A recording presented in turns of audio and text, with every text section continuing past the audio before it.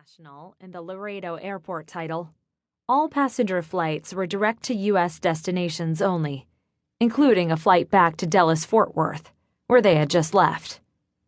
Returning to Dallas would ordinarily be their best chance at finding a connecting flight to Puerto Vallarta. That is, if it weren't for the fact it was late March and every outbound flight tagged with Puerto Vallarta as its destination, be it from Dallas, Texas, or Monterrey, Mexico, was booked for the next 2 days. They could get on a standby list, but that meant sitting around airports for the next 24 hours on the slim to none chance they managed to get on. They were going to need an alternate mode of transportation. "Okay, thanks, Kathy," he said after she explained their options. "I'll let you know what we decide on." Cruz stopped short when he saw the long line in front of the ticket counter where several dissatisfied passengers were loudly making their anger and disappointment known. He scanned his eyes over the crowd, trying to find Payton in the chaos.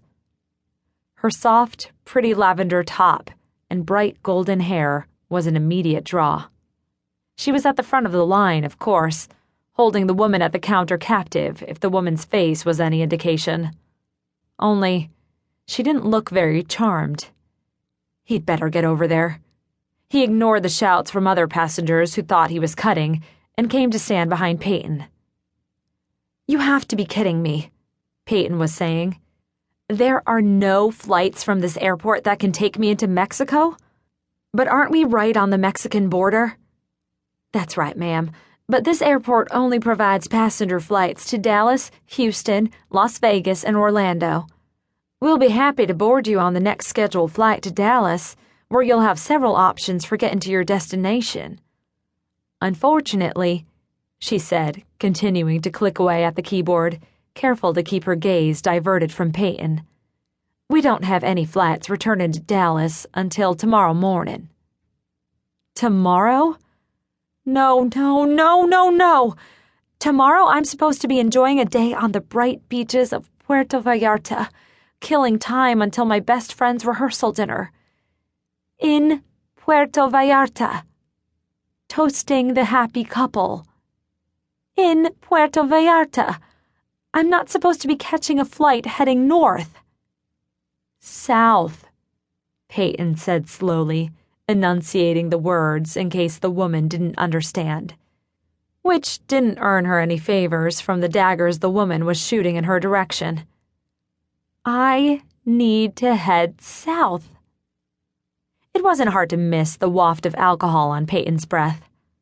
How much could she possibly have consumed in the short amount of time they'd been airborne? The ticket agent pinned on a fake smile. "Yes, ma'am. I'm well aware where Mexico is, but your best option if you plan on flying to your destination is getting a flight into a bigger airport with several outgoing flights." Payton settled her hands, palms down, on the ticket counter and took in a long, measured breath. Then exhaled. "Would you mind terribly seeing, once I get to Dallas tomorrow, what flights you could book me on that would get me to Puerto Vallarta by 5 o'clock? At least she'd managed to sound reasonable. The woman smiled again and ducked her head, clearly not buying the suddenly sweet act of the crazy lady in front of her. She turned her attention to her screen, her fingers clacking away for another minute. Cruz thought about interrupting the exchange, but knowing Payton, she wouldn't believe it unless she heard it for herself. A moment later, the woman's mouth pursed tighter, and she glanced uneasily at him, then Payton.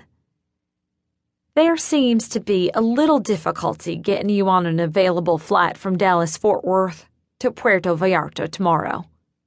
All 3 of our flights are at capacity.